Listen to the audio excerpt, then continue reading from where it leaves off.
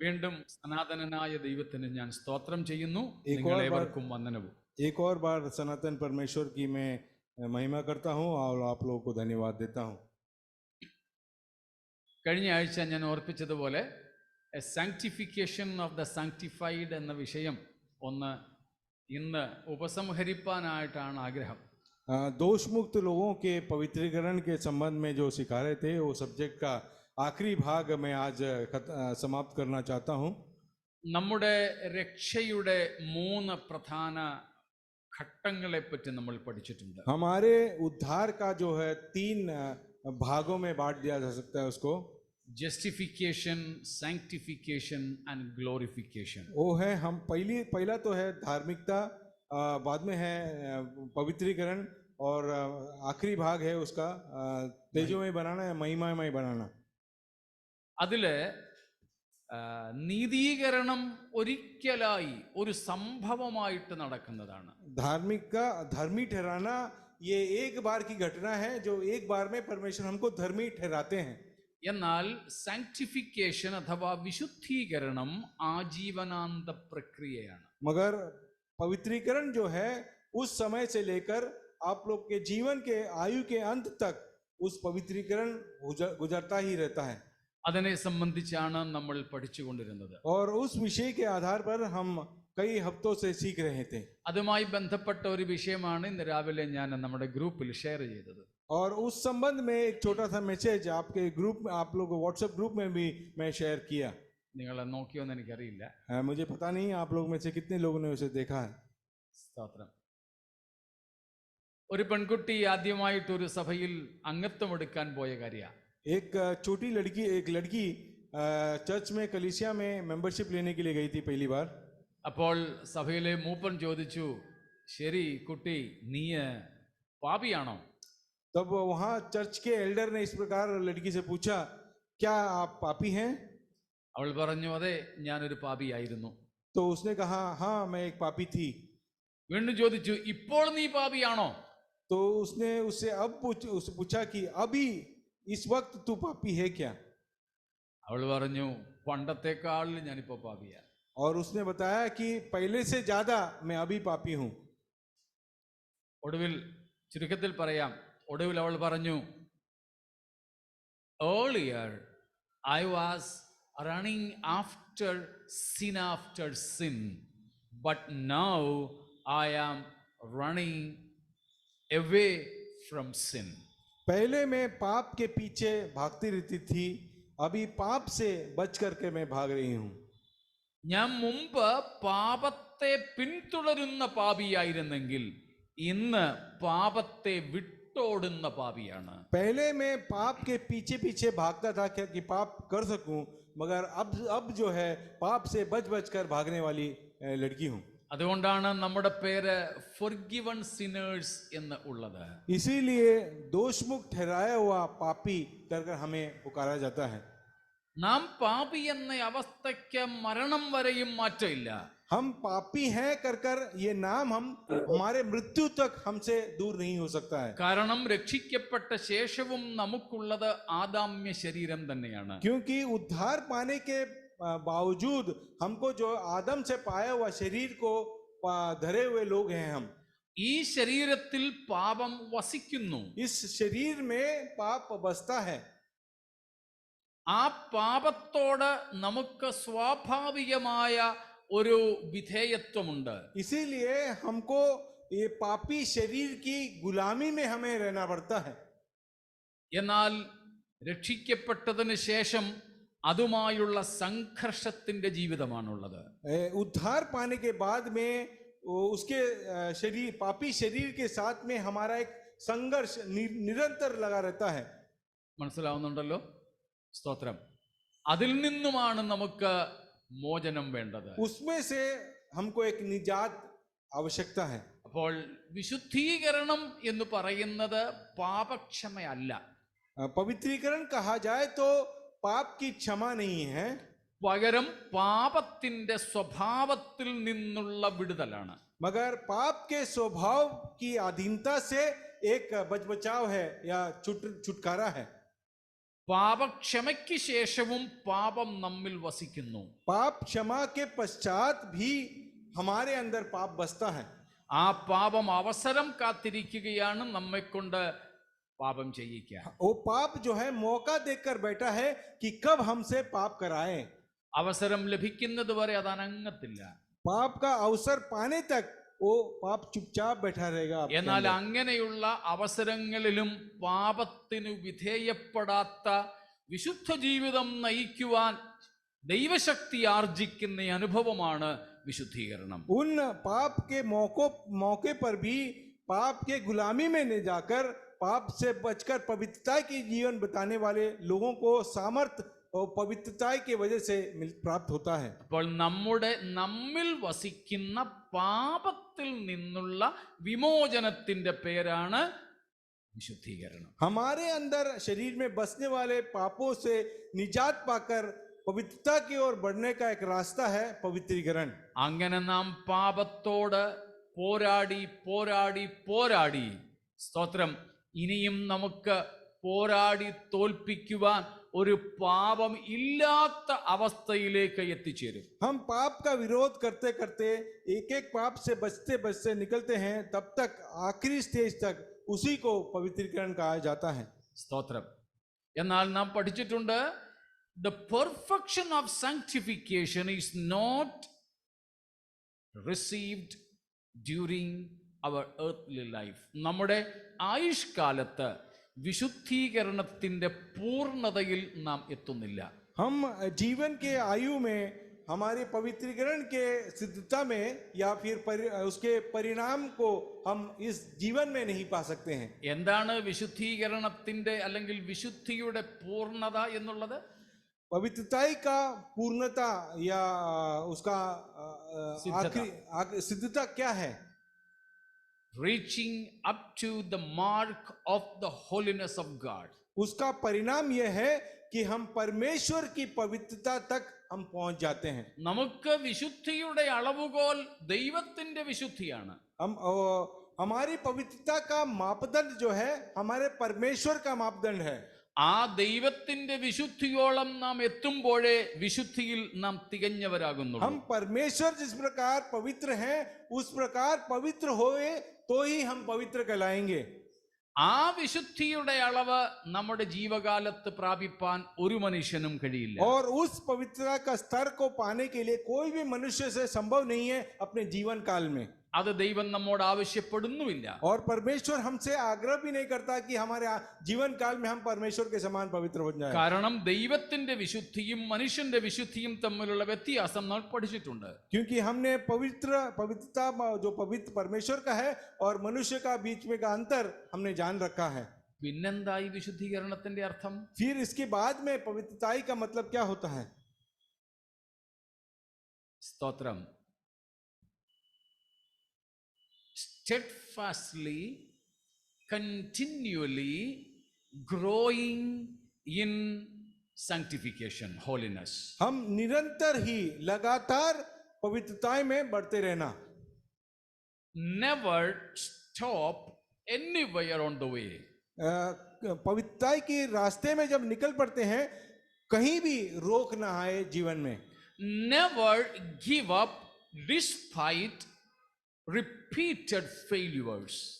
आप बार बार शायद पाप से हर जाए मगर फिर भी पीछे नहीं रुकना है, आगे बढ़ते रहना है पवित्रताई में. മനസ്സിലായോ? This is what God demands from you and me. परमेश्वर हमसे आग्रह करने वाली बातें यही हैं. മനസ്സിലായോ? ആവർത്തിക്കണോ? क्या मैं वापस दोहराऊं उसको? വേണ്ട. സ്തോത്രം. ആ വിശുദ്ധീകരണത്തിന്റെ വഴിയിൽ നാം നിൽക്കരുത്. उस पवित्रीकरण की यात्रा में बीच में कहीं रुकना नहीं है. പിന്നെന്ത് വേണം? फिर क्या करना है? യാത്ര നടത്തിക്കൊണ്ടേയിരിക്കണം. यात्रा निरंतर करते रहना है. സ്തോത്രം. നമ്മുടെ കുഞ്ഞുങ്ങളൊക്കെ ഇപ്പൊ ഈ പരുവത്തിലായി. हमारे बच्चे सब इतने बड़े हो गए हैं अभी. വേറെ ഒരാള് വന്നുകൊണ്ടിരിക്കുന്നു. और एक छोटी है अभी बहुत बच्ची है. രണ്ടുപേരും ഇനിയും വരാനിരിക്കുന്നു. और दो और आने वाले हैं अभी हमारे बीच में.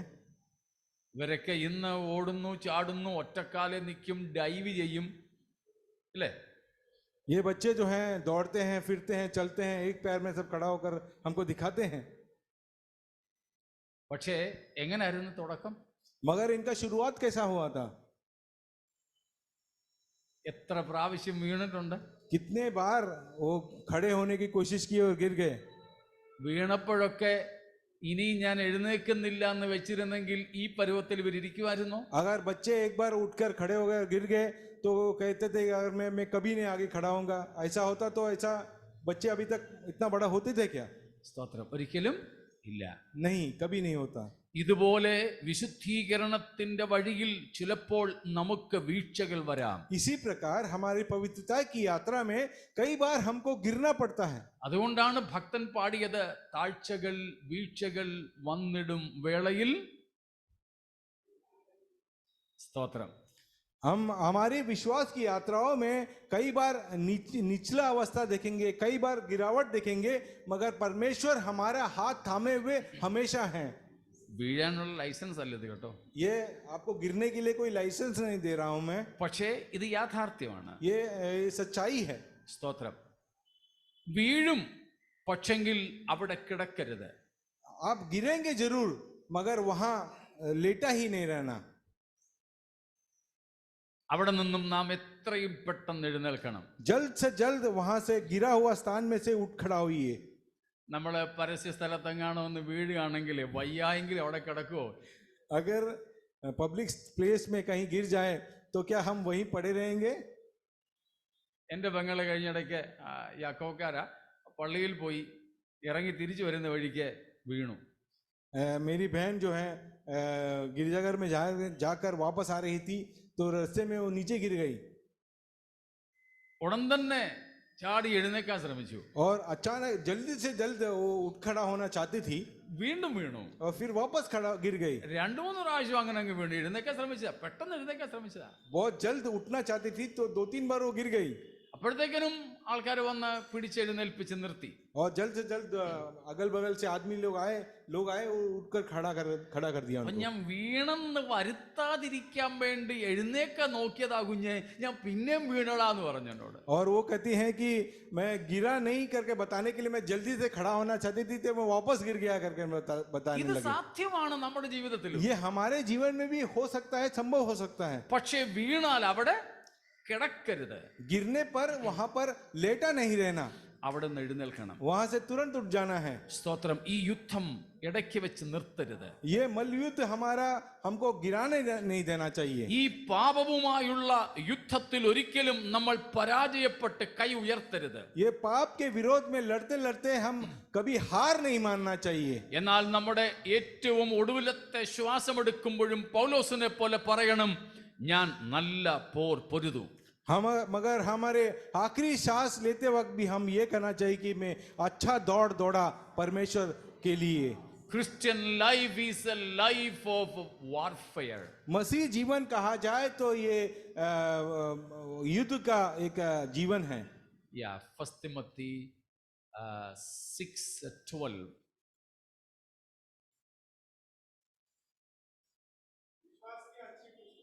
which yeah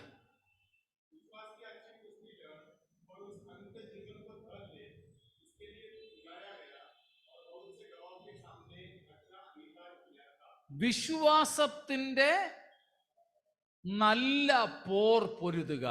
विश्वास की अच्छी कुत्सी लड़. സ്തോത്രം. ക്രിസ്തീയ ജീവിതം യുദ്ധസേവയുടെ ജീവിതമാണ്, ലൈഫ് ഓഫ് വാർഫെയർ. और मसीह जीवन कहा जाए तो जीवन भर एक कुश्ती का अवसर है. സ്തോത്രം. ഇതിൽ അവസാന ശ്വാസം വരെ നാം വിട്ടുകൊടുക്കരുത്. आखिरी सांस तक हमें हार नहीं मानना है इसमें. സ്തോത്രം. നാം അങ്ങനെ വീണുകൊണ്ടേയിരുന്നാലും നമ്മെ പിടിച്ചെഴുന്നേൽപ്പിക്കുന്ന കരുത്തമായൊരു കരമുണ്ട്. हम निरंतर गिरता रहे, मगर ये हमारा परमेश्वर का सामर्थ्य हाथ हमेशा तैयार है आपको उठाने के लिए. ആ കരങ്ങൾ ഒരിക്കലും ക്ഷീണിക്കുന്നില്ല. वो सामर्थ्य हाथ कभी थक नहीं जाता है.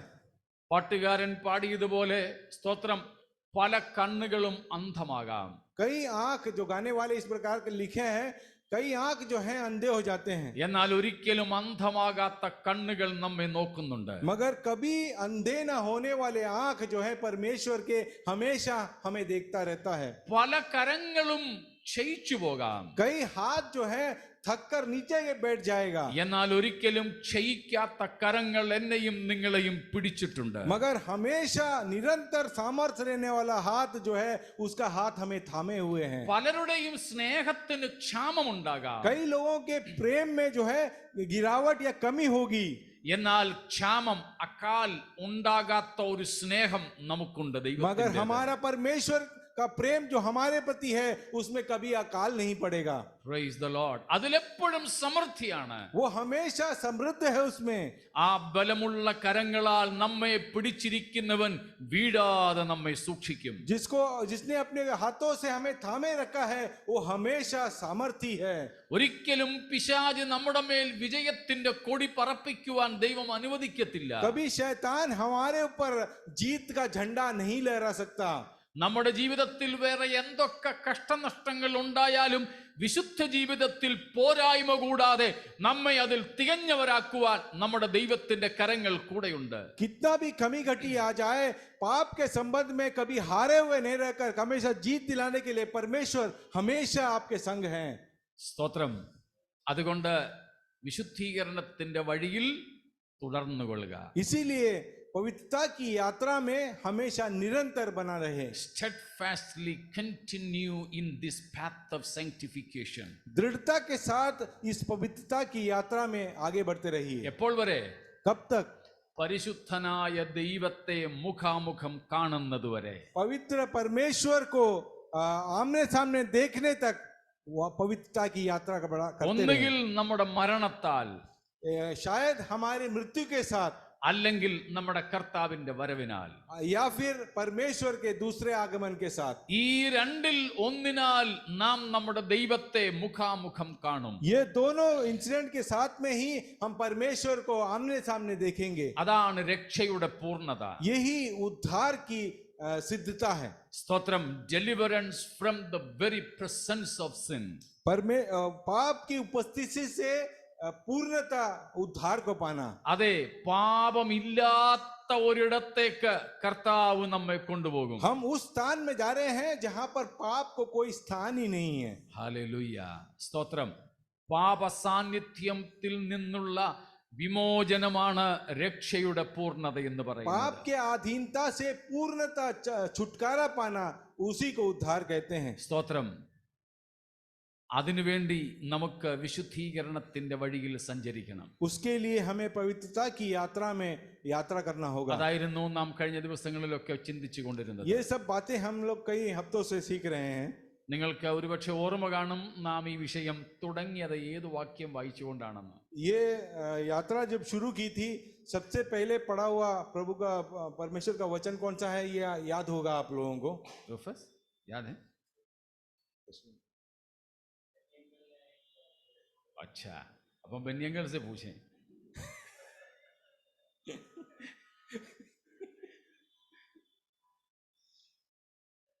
नहीं तो बेनियान टीवी तो लिख कर रखे हो. स्तोत्रम. दो 5 1 Thessalonians 5:23.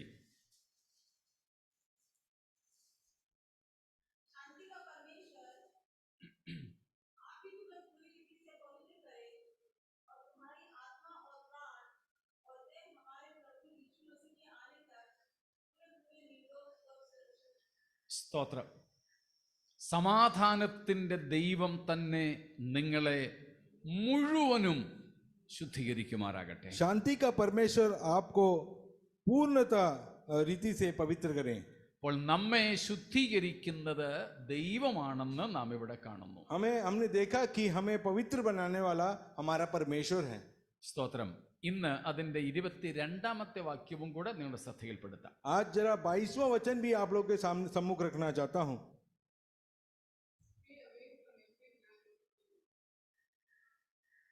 22ഉം 23ഉം വാക്യങ്ങൾ ചേർത്ത് നാം ചിന്തിച്ചാൽ സ്തോത്രം നമുക്കൊരു കാര്യം മനസ്സിലാവും. 22 और 23 दोनों वचनों को मिलाकर पढ़े तो एक बात समझ में आता है. 22 നമ്മോട് പറയുന്നു, flea from all kinds of evil. എല്ലാ സകലവിധ ദോഷവും വിട്ടകലുക അല്ലെങ്കിൽ വിട്ടോടുക. 22वां वचन हमसे कहता है कि हर प्रकार के बुराई से बचे रहो. സ്തോത്രം. നമ്മുടെ കടമയാണ്. वो हमारी जिम्मेदारी है. നമുക്ക് മനഃപൂർവമായി വിശുദ്ധീകരണത്തിൽ ഒരു പങ്കുണ്ട്. इसीलिए मैं कहता हूं कि हमको भी हम एक कर्तव्य है जो हमसे कहा गया है. 23 വാക്യത്തിൽ പറയുന്നു, it is God who sanctifies us. ദൈവമാണ് നമ്മെ വിശുദ്ധീകരിക്കുന്നത്. मगर 23वां वचन में लिखा है कि परमेश्वर हमें पवित्र बनाता है. സ്തോത്രം. ആ 23 വാക്യം എടുത്തുകൊണ്ട് പലരും പറയും, നമുക്ക് പ്രത്യേകിച്ചൊന്നും ചെയ്യാനില്ല. इसीलिए 23वां वचन लेकर कई लोग कहते हैं कि इसमें पवित्रता की यात्रा में हमारा कोई खास रोल नहीं है. എന്നാൽ ഇത് രണ്ടും കൂടെ ചേർത്ത് നാം പഠിച്ചാൽ ദൈവത്തിനും നമുക്കുമുള്ള ഉത്തരവാദിത്വങ്ങൾ മനസ്സിലാകും. मगर ये दोनों आयतों को मिलाकर पढ़े तो कि हमारी जिम्मेदारी और परमेश्वर की जिम्मेदारी के बारे में हम अच्छी तरह देख पाते हैं. ആ ഭാഗങ്ങളൊക്കെ പഠിച്ചത് കൊണ്ട് ഞാൻ അവിടെ നിന്നും ഓടിപ്പോകുന്നു. ये सब भाग हम सीखे हैं, इसलिए मैं आगे बढ़ता हूं. സ്തോത്രം. നാം ചിന്തിച്ചുകൊണ്ടിരുന്നത് വിശുദ്ധീകരണത്തിന്റെ ഫലം എന്ത് എന്നുള്ളതായിരുന്നു. पवित्रीकरण का परिणाम क्या होता है, इसके बारे में हम सीख रहे थे. സ്തോത്രം. നാം അത് കഴിഞ്ഞ ആഴ്ച കണ്ടത് ഓർമ്മയുണ്ടല്ലോ. पिछले हफ्ते भी हमने इसके बारे में पढ़ा था, आप लोग को याद करते होंगे. रोहन बोलो. नौबत क्या था?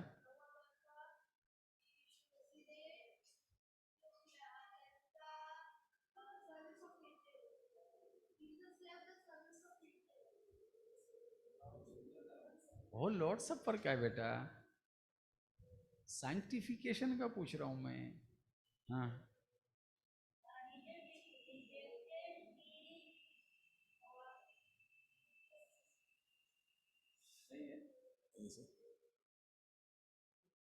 वो भी प्रभुवच का है, वो नहीं पूछ रहा हूं.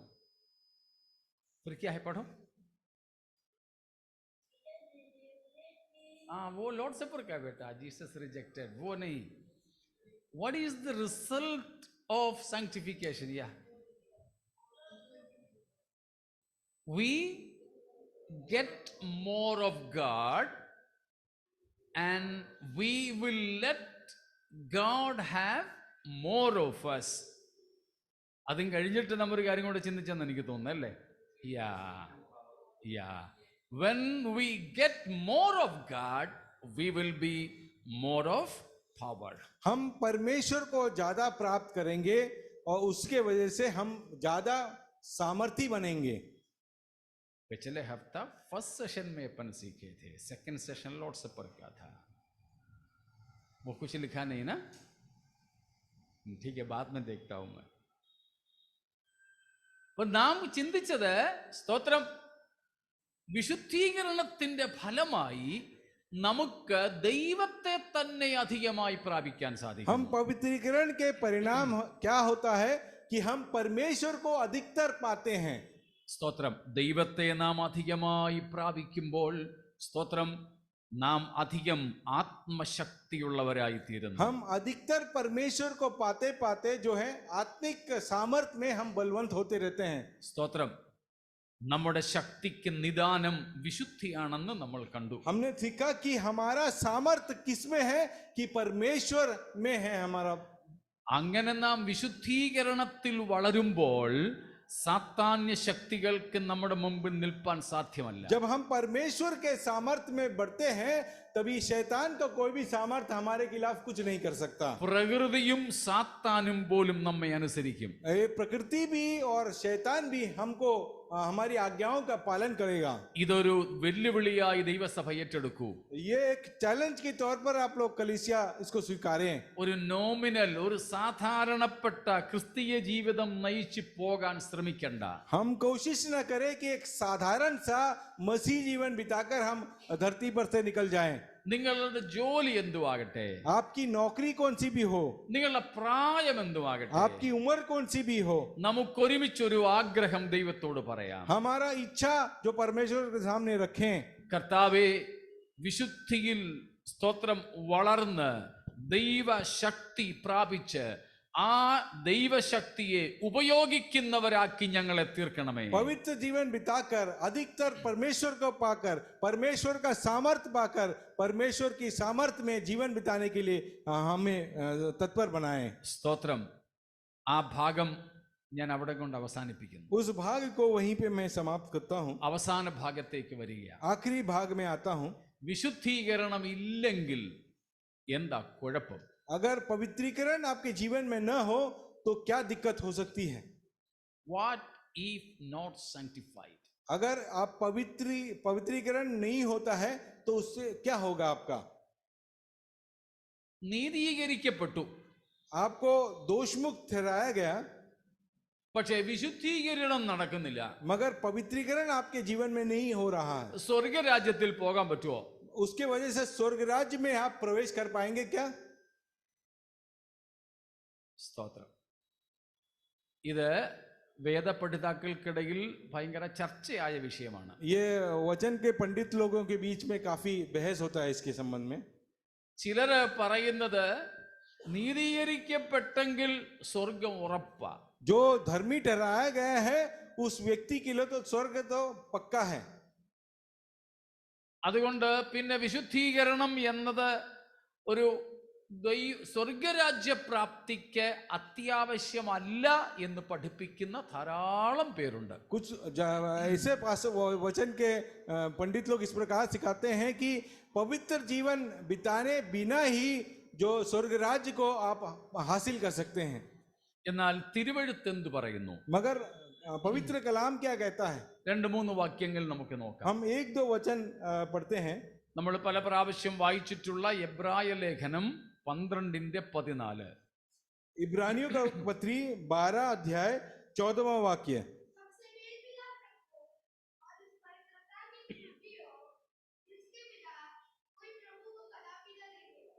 ശുദ്ധീകരണം കൂടാതെ ആരും ദൈവത്തെ കാണുകയില്ല. बिना पवित्रता के कोई भी परमेश्वर को देख नहीं सकता. മുമ്പോട്ട് അടുത്ത വാക്യം കൂടെ, നെക്സ്റ്റ് വേഴ്സ്. आगे बढ़ेंगे.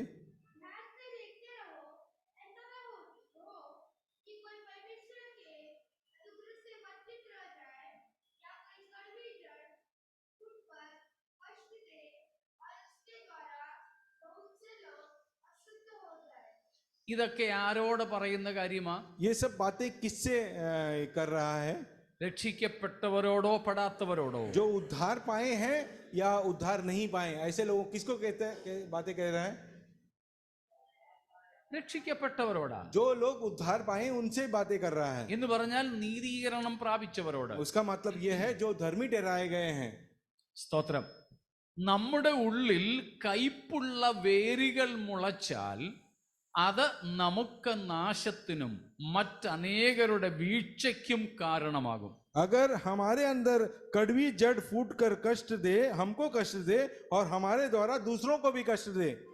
ശുദ്ധീകരണം കൂടാതെ ആർക്കും ദൈവത്തെ കാണാൻ കഴിയുകയില്ല. और बिना पवित्रता के कोई भी परमेश्वर के पास पहुंच नहीं सकता.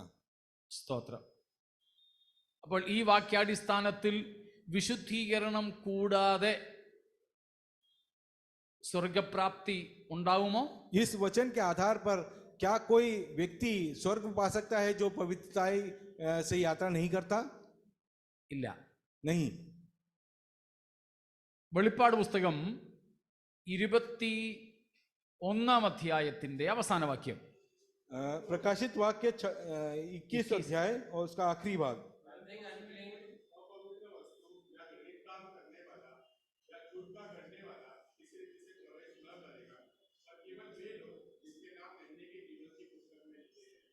സ്തോത്രം. യാതൊരു അശുദ്ധ വസ്തുവും ഈ പുതിയ യെരുശലേം എന്ന വിശുദ്ധ നഗരത്തിൽ പ്രവേശിക്കുകയില്ല. पवित्र यरूशलेम के अंदर कोई भी अपवित्र वस्तु जो है प्रवेश नहीं कर पाएगा.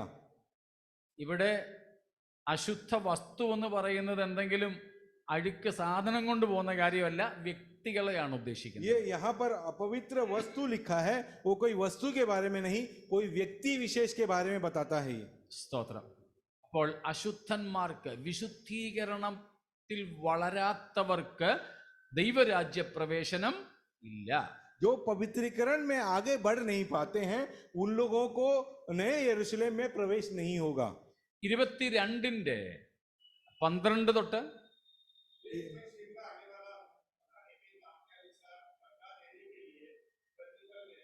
आगे 22 की 12 से पढ़ रहे हैं.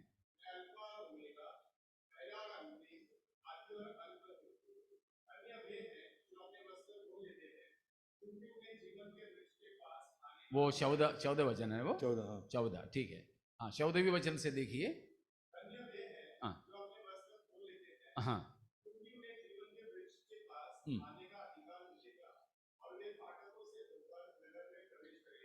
അപ്പോൾ ആർക്കു മാത്രമേ പുതിയ യെരുശലേം എന്ന വിശുദ്ധ നഗരത്തിൽ പ്രവേശനമുള്ളൂ? तो इस वचन के आधार पर किसे नए यरूशलेम में प्रवेश पाएंगे?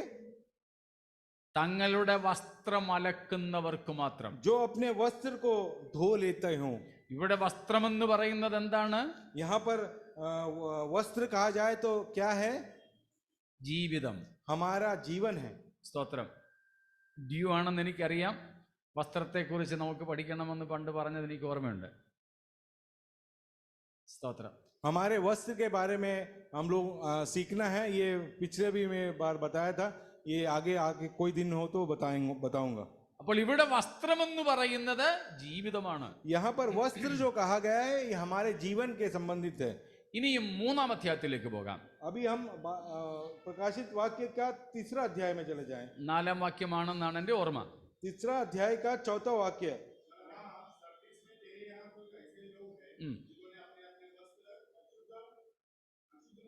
हाँ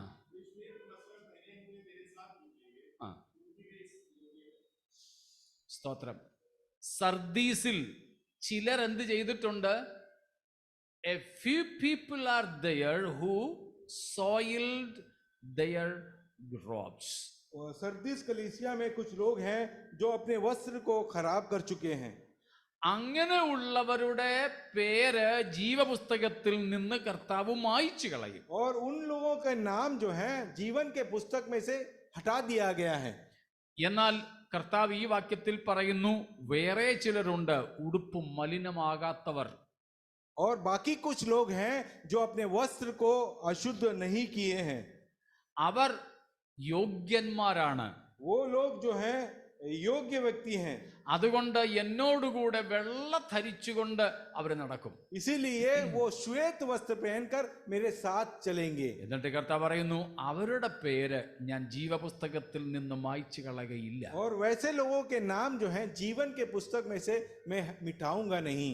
പിന്നെ കൂടെ ചെയ്യും? मगर क्या करेंगे वो? I will confess their names before my Father and angels. मैं उनके नाम पुकार कर पिता के सामने और स्वर्गदूतों के सामने कहूंगा. ആരുടെയാ? किनके नाम है वो? ഇവിടെ നമുക്ക് 2 കൂട്ടരെ കാണാം. यहाँ पर 2 प्रकार के लोगों को देखते हैं. ഈ 2 കൂട്ടരും നീതീകരിക്കപ്പെട്ടവരാണ്. ये दोनों लोग जो हैं धर्मी ठहराए गए लोग हैं. നീതീകരിക്കപ്പെട്ടപ്പോൾ ഇവരുടെ പേര് ജീവപുസ്തകത്തിൽ എഴുതി ചേർത്തു. ये जब इनको धर्मी ठहराया, जीवन के पुस्तक में इनका नाम दर्ज किया गया था. എന്നാൽ മുൻപോട്ടുള്ള ക്രിസ്തീയ ജീവിതയാത്രയിൽ കുറച്ചു പേർ അവരുടെ വസ്ത്രം മലിനമാക്കി. मगर पवित्रता की यात्रा में कुछ लोगों ने अपना वस्त्र को खराब कर दिया. അവരുടെ പേര് ജീവപുസ്തകത്തിൽ നിന്ന് മായ്ച്ചു കളഞ്ഞു. और उन लोगों के नाम जो है जीवन के पुस्तक से हटा दिया गया. എന്നാൽ ഉടുപ്പ് മലിനമാക്കാത്ത ചിലരുണ്ട്. और जिन्होंने अपना वस्त्र को संभाल कर खराब नहीं किया है, അവരുടെ പേര് ജീവപുസ്തകത്തിൽ നിന്ന് മായ്ച്ചു കളയുകയില്ല. और उन लोगों के नाम जो है जीवन के पुस्तक में से मिटा नहीं दिया जाएगा. അവർക്ക് മാത്രമേ കർത്താവിനോട് കൂടെ വസിക്കാൻ സാധിക്കൂ. और सिर्फ वो ही लोग जिनके नाम नहीं मिटाए गए हैं वो परमेश्वर के साथ निवास करेंगे. അവര് മാത്രമേ വെള്ള ധരിക്കൂ. वो ही लोग सिर्फ श्वेत वस्त्र पहनेंगे. അവരെ മാത്രമേ യേശു ക്രിസ്തു ഇവൻ എന്റെയാണെന്ന് പിതാവിന്റെ മുമ്പിൽ ഏറ്റുപറയൂ. और मसीह यीशु सिर्फ उन्हीं लोगों के नाम पिता के सामने और स्वर्गदूतों के सामने कहेंगे. സ്തോത്രം. മനസ്സിലായോ? आप लोग समझ गए? നമ്മൾ ആരും നോയലിനെ അറിയത്തില്ല. हम कोई भी नोएल को जानते नहीं हैं. പക്ഷേ അദ്ദേഹത്തെ അറിയാവുന്ന നമ്മുടെ ഒരാൾ എഴുന്നേറ്റ് നിന്ന് ഇവൻ എൻ്റെ കൂടെ വർക്ക് ചെയ്യുന്നയാളാ, എൻ്റെ കൂട്ടുകാരൻ്റെ മകനാണെന്ന് ഏറ്റുപറഞ്ഞപ്പോൾ നമുക്ക് ബെന്നി ബ്രദറിനോടുള്ള അതേ സ്നേഹവും ബഹുമാനവും നോയലിനോട് തോന്നുന്നു. हम जो नोएल के बारे में जानते नहीं हैं, मगर नोएल को जानने वाले एक व्यक्ति ने खड़ा होकर जब हमको नोएल के बारे में कहा कि वे अच्छे व्यक्ति हैं, तो जिस प्रकार हम मान्यता बेनी ब्रदर को देते हैं, उसी प्रकार की मान्यता हम नोएल ब्रदर को भी देने लगे. നാം സ്വർഗത്തിലെത്തുമ്പോൾ നമ്മെ അവിടെ ആരും അറിയില്ല. हम जब स्वर्ग पहुंचेंगे तो हम स्वर्ग में किसी से पहचान नहीं है, हमारा कोई जानते नहीं है हमको. സ്തോത്രം. എന്നാൽ യേശു ക്രിസ്തു നമ്മുടെ മഹാപുരോഹിതനായവൻ, അവർ ഹൈ പ്രീസ്റ്റ്, നമ്മുടെ മഹാപുരോഹിതനായ നമ്മുടെ കർത്താവ് നമ്മെ അടുത്ത് നിർത്തി ഇവൻ എൻ്റെ വകയാണെന്ന് പരസ്യമായി ഏറ്റുപറയും. हमारा महायाजक यीशु मसीह हमारे साथ में बगल में खड़ा होकर स्वर्ग में बताएंगे पिता के सामने और स्वर्गदूतों के सामने, ये मेरा व्यक्ति है कर कर. സ്തോത്രം. ആരെ മാത്രമേ അങ്ങനെ ചെയ്യൂ? ऐसा वो किसके बारे में कहेंगे? ഉടുപ്പ് മലിനമാകാത്തവരെ കുറിച്ച് മാത്രം. जो अपना वस्त्र को खराब नहीं किए हैं. അപ്പോൾ നീതീകരിക്കപ്പെട്ടവരുടെ പലരും ഉടുപ്പ് മലിനമാക്കും. उसका मतलब ये है जो उद्धार पाकर धर्मी ठहराए हैं, उनका नाम लिखा गया है स्वर्ग में, मगर वो यात्राओं में अपने वस्त्र को मलिन कर देंगे. അപ്പോൾ വിശുദ്ധീകരണം ഇല്ല എങ്കിൽ എന്താണ് ദോഷം? मगर पवित्रता ही हमारे जीवन में नहीं है, इसका दोष क्या है? ദൈവരാജ്യത്തിൽ നമുക്ക് പ്രവേശനമില്ലാതെ വരും. हमको स्वर्ग राज्य में हमारा प्रवेश बंद किया जाएगा. പ്രിയപ്പെട്ടവരെ ഓർക്കണേ, നാം വിശുദ്ധീകരണത്തിന്റെ വഴിയിൽ സ്തോത്രം തുടർമാനമായി യാത്ര ചെയ്യുന്നവരല്ലെങ്കിൽ വലിയ നഷ്ടമുണ്ട്. अगर पवित्रता की यात्रा में हम पवित्र नहीं ठहरा जाए तो हमारे जीवन में बड़ा हानि होगा. ഏറ്റവും വലിയ നഷ്ടമാണ് ഞാൻ ഈ പറയുന്നത്. सबसे बड़ा हानि यही मैं आप लोग के सामने रखा. കർത്താവിനെ കാണാൻ പറ്റില്ല. हम परमेश्वर यीशु मसीह को देख नहीं पाएंगे. നമ്മെ കർത്താവ് അംഗീകരിക്കത്തില്ല. परमेश्वर हमें स्वीकार नहीं करेगा. സ്തോത്രം. There are so many people misunderstanding that once we are accepted in the beloved, that is forever.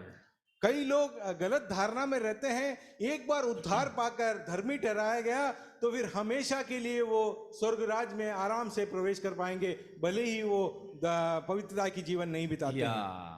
അവിടെയാണ് സ്തോത്രം. കർത്താവ് പേരെഴുതിയാൽ എന്നേക്കും എഴുതുന്നു, ശരി തന്നെയാ. परमेश्वर जब नाम दर्ज करता है, ये हमेशा के लिए नाम दर्ज करता है. പക്ഷേ പാപത്തിൽ വീണാൽ അവൻ നമ്മെ അറിയില്ല. मगर पाप में गिर जाए तो वो परमेश्वर हमें जानते नहीं है फिर.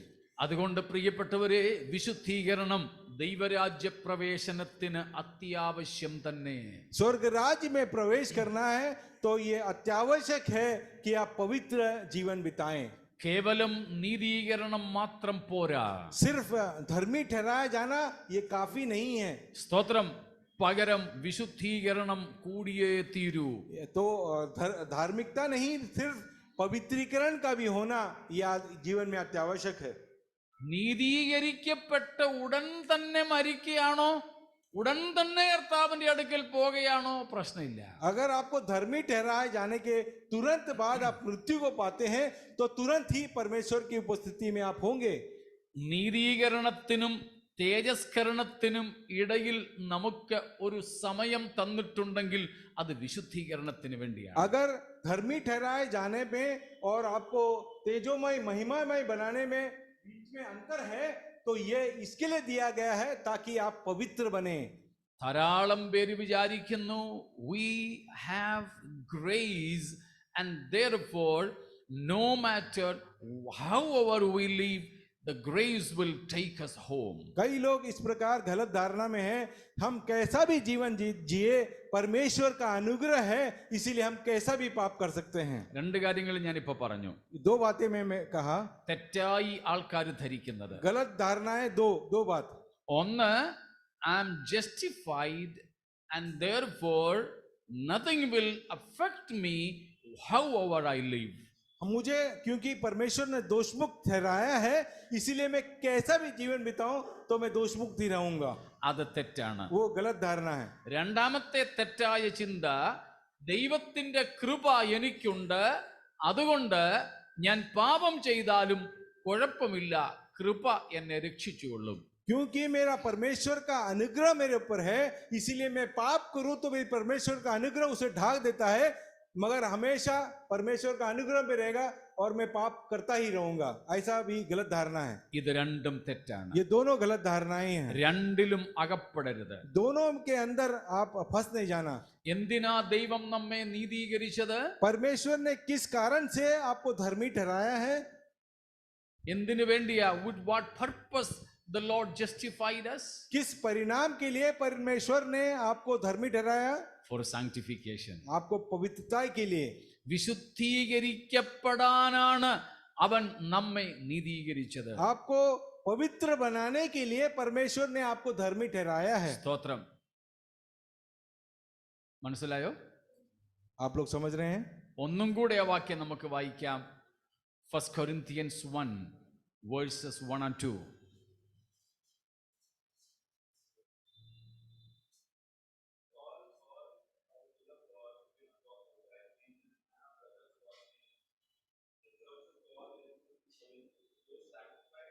Who are sanctified in Christ Jesus, that is the justification. And second, why the Lord sanctified us in Christ? For sanctification we are sanctified. हम परमेश्वर यीशु मसीह में पवित्र किए गए हैं, ताकि हम पवित्र होने के लिए बुलाए गए हैं, ताकि पवित्र जीवन बिताएं। മനസ്സിലായോ? आप लोग उसका मतलब समझें। Justification is not final. दोषमुक्त ठहराना ये आखिरी नहीं, आखिरी लेवल नहीं है, അത് തുടക്കമാ. वो शुरुआत है सिर्फ। അവിടുന്ന് നമ്മൾ വിശുദ്ധീകരണത്തിന്റെ വഴിയിൽ വളരണം. और वो वहां से हमारा पवित्रीकरण का यात्रा का शुरुआत होता है। സ്തോത്രം. അതുകൊണ്ട് നീതീകരിക്കപ്പെട്ടു അല്ലെങ്കിൽ ക്രിസ്തുവിൽ വിശുദ്ധീകരിക്കപ്പെട്ടു, ഇനിയും കുഴപ്പമില്ലെന്ന് കരുതരുത്. परमेश्वर में मैं पवित्र या दोषमुक्त ठहराया गया हूं, इसके वजह से मैं कुछ भी कर सकता हूं, ये वैसा नहीं है। യഥാർത്ഥത്തിൽ നാം ക്രിസ്തുവിലായാൽ പിന്നെ നമുക്ക് പാപം ചെയ്യാനോ പാപത്തിൽ തുടരാനോ കഴിയില്ല എന്നുള്ളത് സത്യമാണ്. अगर हम यीशु मसीह में हैं तो हम पाप नहीं कर सकते हैं और पाप से दूर रहते हैं। സ്തോത്രം. മനസ്സിലായോ? क्या आप लोग समझ गए? അപ്പോൾ ദൈവം നമ്മെ ക്രിസ്തുവിൽ വിശുദ്ധീകരിച്ചത് നാം ഇനിയും എന്ത് ചെയ്യാൻ വേണ്ടിയാ? വിശുദ്ധീകരണത്തിൽ വളരാൻ വേണ്ടിയാ. हमको परमेश्वर यीशु मसीह ने धर्मी ठहराया है, ताकि आप पवित्रता की यात्रा में आप निरंतर बने रहो। രണ്ട്, ഗ്രേസ് ഓഫ് ഗാഡ്, ദൈവത്തിന്റെ കൃപ എന്തിനാ? और परमेश्वर का अनुग्रह किसके लिए आपके ऊपर दिया गया है? പാപം ചെയ്യാൻ വേണ്ടിയാണോ? क्या आपको पाप में प्रोत्साहन देने के लिए? അല്ല. नहीं। പിന്നെ मगर ടൈറ്റസ് 2:12 ഫോളോയിങ്. തീത്തോസ് 2:12 തൊട്ട്.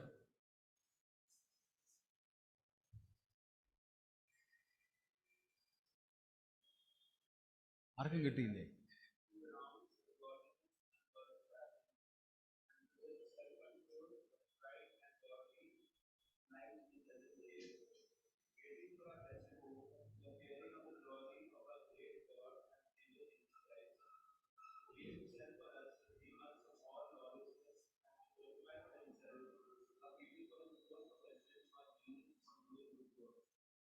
ദൈവത്തിന്റെ കൃപ എന്തൊക്കെ ചെയ്യുന്നു? परमेश्वर का अनुग्रह हमको हमारे लिए क्या क्या करता है? സ്തോത്രം. 11-ാമത്തെ വാക്യത്തിൽ നമ്മൾ വായിക്കുന്നു, സകല മനുഷ്യർക്കും രക്ഷാകരമായ ദൈവകൃപ.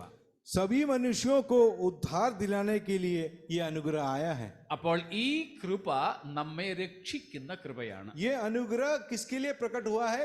ताकि हर मनुष्य को उद्धार की ओर ले जाए। അതിന്റെ അർത്ഥം കൃപയുള്ളത് കൊണ്ട് പാപത്തിൽ തുടരുക എന്നാണോ? इसका मतलब अनुग्रह है तो फिर हम पाप करते रहें, ऐसा है? അല്ല. वैसा नहीं है। പിന്നെ എങ്ങനെയാ ഈ കൃപ നമ്മെ രക്ഷിക്കുന്നത്? तो फिर ये अनुग्रह हमारा उद्धार किस प्रकार से करता है? സ്തോത്രം. അതാണ് നാം 12 മുതൽ വായിച്ചത്. वही बात हम 12वां वचन से पढ़ते हैं। സ്തോത്രം. ഭക്തികേടും പ്രപഞ്ചമോഹവും വർജിക്കുവാൻ ഈ കൃപ നമുക്ക് കൃപ തരുന്നു, ശക്തി തരുന്നു. ये अनुग्रह हमें सामर्थ दिलाता है ताकि हम अभक्ति से और सांसारिक अभिलाषाओं से मन न फिराए। मन फिराए। യാ. സ്തോത്രം. മനസ്സിലാവുന്നുണ്ടോ? ഈ കൃപ നമുക്ക് എന്താ തരുന്നത്? ശക്തി തരുന്നു. ये अनुग्रह हमें क्या दिलाता है? सामर्थ देता है हमें। എന്തിനു വേണ്ടി? किसके लिए? പ്രപഞ്ചമോഹവും ഭക്തികേടും വർജിപ്പാൻ, ഉപേക്ഷിപ്പാൻ. अभक्ति को और सांसारिक अभिलाषाओं को त्यागने के लिए. സ്തോത്രം.